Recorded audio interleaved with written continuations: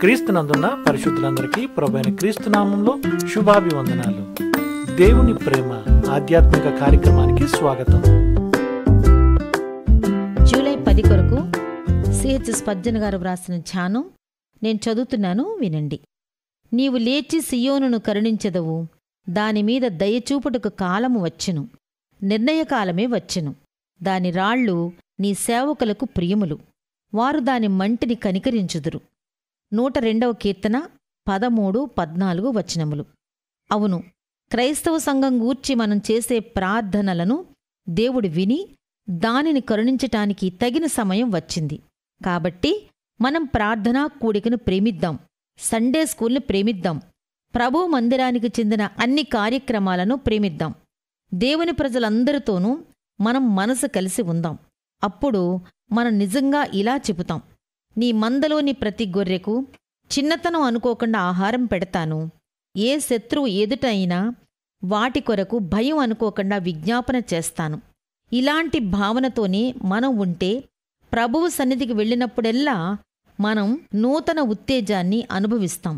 మన సంఘాలు నిండుగా ఉంటాయి, పరిశుద్ధులు ఉజ్జీవింపబడతారు, చెడు జీవితాలు జీవించేవారు మంచిగా మారిపోతారు.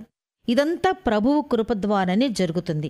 కాని మనం ఇలాంటి పరిస్థితుల కొరకు ప్రార్థించాలని దేవుడు మనలను కోరుతున్నాడు.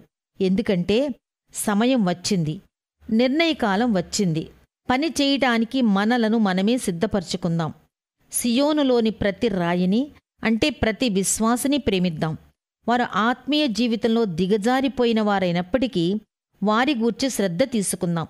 తన జీవితంలో ఆ మాత్రం సత్యాన్ని అనుసరిస్తూ చిన్న చిన్న ఆజ్ఞలు పాటిస్తూ ఉన్న బలహీనమైన విశ్వాసి విషయంలో కూడా మనం జాగ్రత్త తీసుకుందాం. అలాంటి వారిని సమాజమంతా పనికిరాని వారిలా భావిస్తున్నప్పటికీ మనం మాత్రం వారికి చేయూతనిద్దాం. సియోను విషయంలో మంచి మనసుతో ఉందాం, ఎందుకంటే దేవుడు సియోనును కరుణించబోతున్నాడు. మనం దేవుని పని చేయటానికి సంతోషంగా ముందుకు వద్దాం. దేవుడు కూడా తన పనిలో ఆనందిస్తాడు.